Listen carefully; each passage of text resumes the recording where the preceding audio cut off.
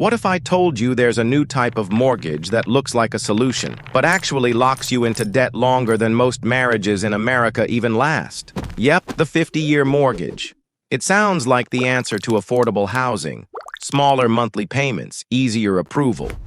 But when you look closer, it's one of the most expensive financial traps ever created. Let me show you why. First, let's talk about how the 50-year mortgage is marketed.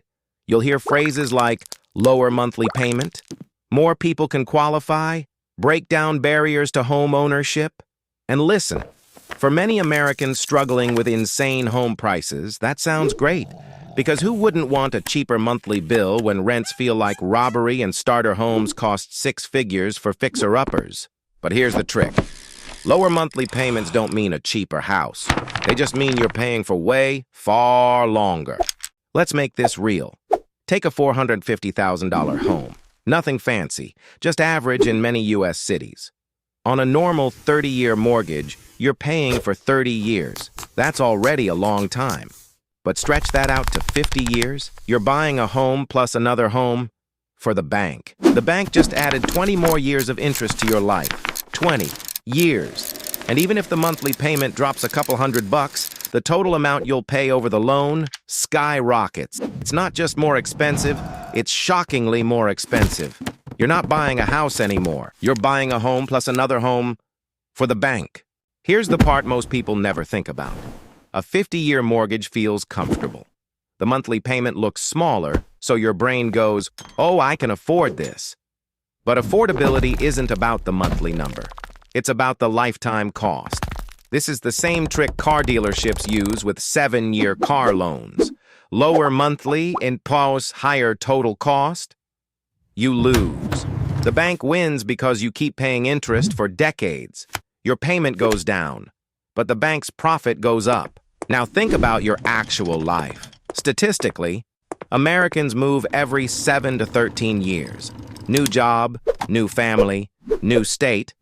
Life changes. So a 50-year mortgage? Most people won't stay long enough to pay it off anyway. But here's the kicker. When you move, you've built almost no equity because your payments mostly go toward interest for the first 15, 20 years. So you leave with less ownership and more debt than you expected.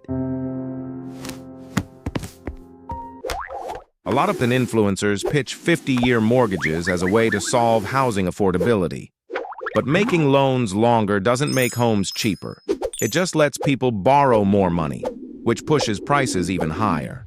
Real affordability comes from higher wages, lower home prices, more housing supply, not from turning mortgages into something your future grandkids will still be paying off. If you're struggling with housing costs, and honestly, who isn't, here are smarter options than a 50-year mortgage. Strengthen your credit score, lowers your rate, increase your down payment, lowers your loan. Look into 15 to 20-year options if you want faster equity. Consider duplexes or house hacking. Wait for a better rate cycle instead of locking in for half a century. The point is, you want a mortgage that works for your life, not one that survives your entire life.